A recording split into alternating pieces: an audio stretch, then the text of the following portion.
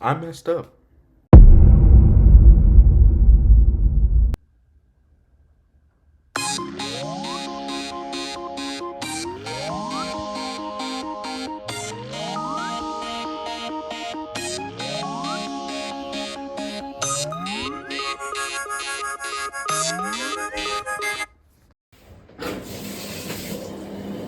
I'm so glad to see ya, baby. But you've been acting crazy.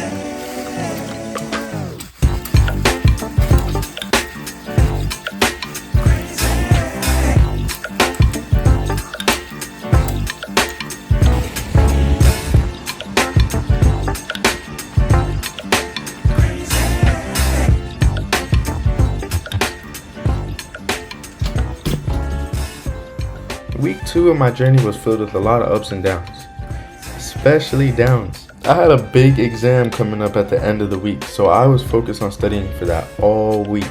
The only issue, it was harder than I thought. I'm not even gonna lie to you, it was harder than I thought. And when every time I started studying, I started to get discouraged.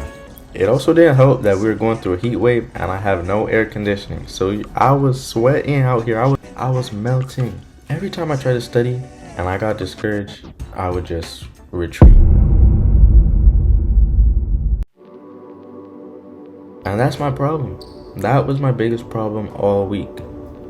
Retreating. I would go and I would do something that I was comfortable with doing instead of doing what I needed to do in order to get to where I want to be. That was a reoccurring theme all week. Every day, I tried to be productive. I tried to do what I needed to do, and I just couldn't do it.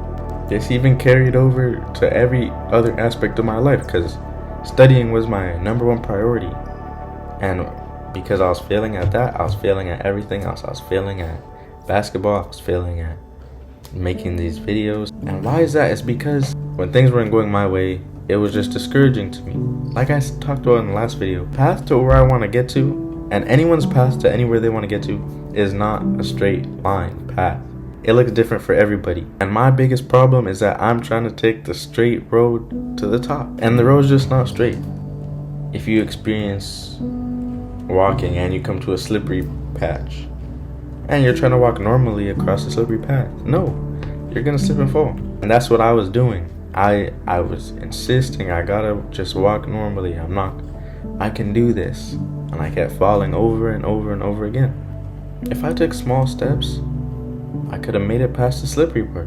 You know what I mean? I could have done something small that was productive, and that little win is a win. I could have kept doing that, and those little wins would stack up and stack up to the point where I'd get to where I want to be. I don't know why I treat it like there's a time limit, or there's a rush, or there's one way that this can go. And it's just not going to go the way that I think it's going to go, and I have to adapt to that. And this is the advice that I want to give to y'all. There's those times where you feel like, you just don't feel like doing anything, or you know what you have to do, and you don't feel like doing it. So instead, you just relax, you lay down, you pull out your phone, you just procrastinate, you just don't do anything, because it feels like you can't do anything until you get that thing done. But you can't get that thing done, so now you're just stuck.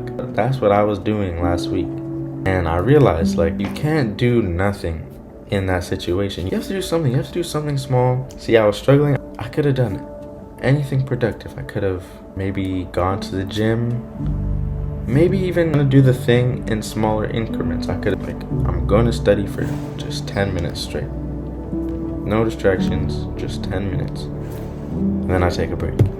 Because it just seems like an impossible task, even though it's something that I've done my whole life. So that's something I'm going to try and do for the rest of my journey. I'm trying to learn how to really combat that.